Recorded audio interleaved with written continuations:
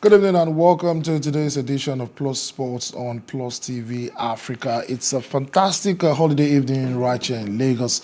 And of course, we're bringing you the first edition of the show in this fresh new week. My name is Wale Agbede and I'm going to be your host for the next 50 minutes, 1 hour or thereabout, taking you around the world of sport, crisscrossing from one pot of excitement to another, from tennis to football, and of course from the domestic front to some international sports. Because it's been a holiday weekend around the world with Islamic faithfuls, of course, celebrating the end of the fasting. It means that a lot of sporting action, have been on hold, like Formula One, a couple of other sports on hold. But we still have the NBA playoffs going on strong in the United States. We have tennis going on strong. Clay court season still on as we build up to the ATP 1000 event in Madrid and, of course, in Rome before the French Open at Roland Garros in France. And also, there's a lot of football. The leagues are getting into the business end right now, and the men are being separated from the boys. Napoli are 4 points away from a first title in 33 years in the Italian Serie A, and it's a Nigerian who is spearheading that.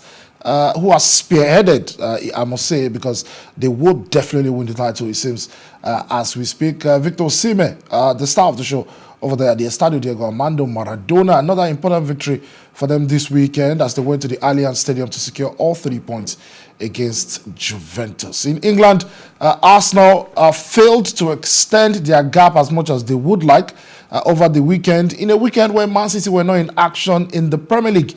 It almost seemed like City were the biggest winners after Arsenal only needed to claw their way back to get a point against Southampton on home ground on Friday. Away from that, in the FA Cup, it's going to be Manchester Derby on the 3rd of June in Wembley for the fight for the FA Cup. City are chasing what will be a historic treble for them. Don't forget, Pep Guardiola has, of course, masterminded the treble before in his career. In fact, in his first season as a manager, he did win the treble with Barcelona in the 2008-2009 season. Would he be able to do it with Manchester City? All eyes on the citizens as we grind down to the crescendo of what has been an exciting football season in the Premier League. In Germany, it's still more troubles for Thomas Tuchel and his Bayern Munich side, and we'll be touching on that later on the show.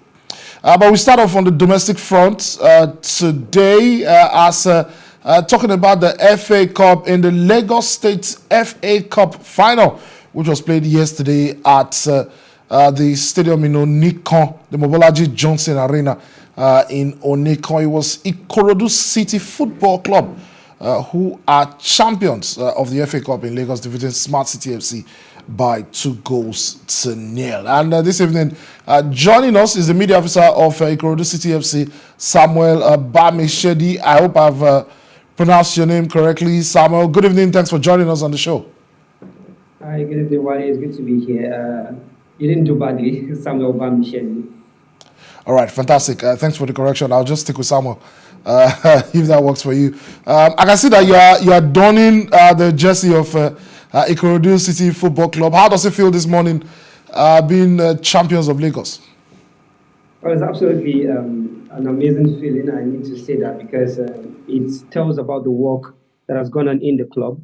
There's been a lot of work since the start of last season when the team started, January precisely. So this is the second edition of FA Cup that the club is playing, and they finally won the Lagos State FA Cup. I mean, it's a really big feeling, and everybody's really happy about it. Yesterday, Ikorodu City FC, played against a team that have consistently, been in this competition. They've won it before. It was always between MFM Football Club and Ikorodu City FC, for so many years. MFM, unfortunately, seems to have tailed off a bit. But Ikorodu City somehow looks like they are positioning themselves as the club that Lagosians should support. Even though they're in the NNL as we speak, they have so many things going for them. It's a privately owned club. There's a lot of activations going on around the club. I saw pictures of, the pictures, the new season pictures, season preview pictures with the team and the management a few weeks ago that, some guys were working on. Ikorodu City, it seems, are doing just what it takes to be the club for Lagosians. Would you agree? I would agree because to build a model club in Nigeria is really not easy because when you come in as a private investor, it has a lot to do with your money. When it's one man, it's really not easy, but you need to have the right set of people around you. And I think that's one thing that Ikorodu City has going on for them. The management staff, I'm talking about the backroom staff in terms of the board of directors, are people who really have the passion for the club. So in terms of organization, trying to run the club properly. I think that's one thing that they are trying to get right. We are not perfect, but we try to learn from mistakes of others and ourselves. One of the things that really interests me in the management of the club is the fact that they know that as a privately owned club, there are certain things you need to do. Professionalism is very important. You need to put yourself out there in the right light. After 3 months of launching last season, they got a sponsorship from Lotus Bank. Lotus Bank was the shared sponsor for last season. And this season, it has expanded. There's Lotus Bank, there's Bet King, and so many other brands who are still willing to come on board. And that's something that comes when you position yourself properly. So being a model club, there's so many clubs in Lagos. I mean, if you look at the NLO, we have about 40 clubs thereabouts in Lagos alone. And then in the NNL, we have about five in the NNL from Lagos. So it's not easy. There's so many clubs who are trying to do these things, but we are focused on ourselves. We want to do what is right. We want to be able to promote the club just as a model club for others to follow in the NLO, and then hopefully get promotion into the MPFL. And I think that's something we have done from the start. We need the Lagos FA Cup. All right, talking about promotion to the MPFL, I know that the NNL season looks like you guys are going to participate in NNL this season. What's it been like playing in? So a lot of people follow the MPFL, maybe not as much as we want, right? But a lot of people do follow the MPFL, not so much the NNL. What's it like down there? The NLL is a jungle, and I know that a lot of people say it's the most important league in the country. And to be very sincere, it's really difficult. We played in the NNL last season. We had a group of about 11 clubs. We just about managed to stay in the NNL last season. And this season now, it's broken down. As in fact, we're already mid-season in the NLL. Next week, we'll be going into the second half of the season because it's a bridge. We're just five in our group. And it's not going so well for us at the moment. We are fourth of the five clubs, but that's not to say the gap is really short. And that's something we're hoping that we can turn the tide. But the NLL is really a very difficult team, a difficult league. So many teams, everybody jostling for positions. Imagine we have 8 groups now, and all the top teams in the 8 groups will qualify to play a Super 8 that now produces the 4 teams that will get promoted into the MPFL. I mean, out of over 40 clubs that are playing in the NLL. It's really tough, but I think if you want to be the best, if you want to be up there among the best, you have to go through these sort of torrid times. And that's what tests the waters for clubs like us. And we're willing to go all the way. All right, I know that you've touched on it a little bit with regards to the commitment of the management, the board of the club, but just as a privately owned club, and I would just like to ask you how it has been in terms of the relationship between how invested are the owner of the club, the board of the club in the day-to-day running of the club, and also how has it been trying to get the club in position for sponsors and other businesses to engage and partner.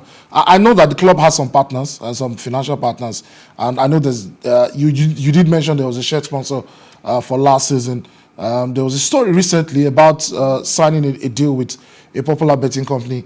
But how has the journey been with regards to the merchandising and the business end of a privately owned club in Nigeria's second division? One thing I would like to state, first of all, is the fact that we are not there yet. In fact, we are far from being there. And that being said, as regards with the management team being involved with the day-to-day activities of the club, we try so much not to do too much or not to overstep boundaries. We try to give room and space for the coaches, the general manager of the club to do their thing and give us reports. But at the same time, the owner of the club, alongside every member, the president, the vice president, and other board of directors, try to try to be there for the club because they're very open. They come to see every game. They have a very open relationship with the players. We meet at any time. Just go. They go to visit them in the camp sometimes. What are your challenges? What are the problems? Okay, the managers, what are you facing as a problem? What do you need in the camp? Because if you do not provide all these things they need, it could be a source of excuse in terms of having to deliver results. So they try as much as possible to be there, to be open. So it's not like there's a gap. There's no gap. It's very open. We meet, we have meetings at different times. And in terms of merchandising and bringing sponsorship on board, it's not easy, to be fair. But one of the ways we try to do that is by stationing the club properly in the media. Try to have a good media department, and social media is working properly, have proper streaming of every match of the club. And we've been doing that since last season, but we try to improve on the streaming, covering it on Facebook, covering it on YouTube, putting out content to let people see and get, because one of the things that make people detached with Nigerian clubs is the fact that they don't get to see content so often. So that's something we do. We try to provide this content, let it be readily available. So if you want to sponsor us, you can see that, okay, I think I can get mileage for my sponsorship here. And that's what the club has been trying to do. We're not there yet, but we're moving gradually. All right. Once again, I think I have to say congratulations on being crowned champions of the Lagos State FA Cup just yesterday at the Mobolaji Johnson Arena. Thank you very much, Samuel, for joining us on Plus Sports this evening. Thank you for having me. It's a pleasure. All right. Fantastic. Lagos State FA Cup ended yesterday. And it has a new winner. There's a new face, the new kid on the block, Ikorodu City FC, already winning trophies and getting themselves amongst the big boys.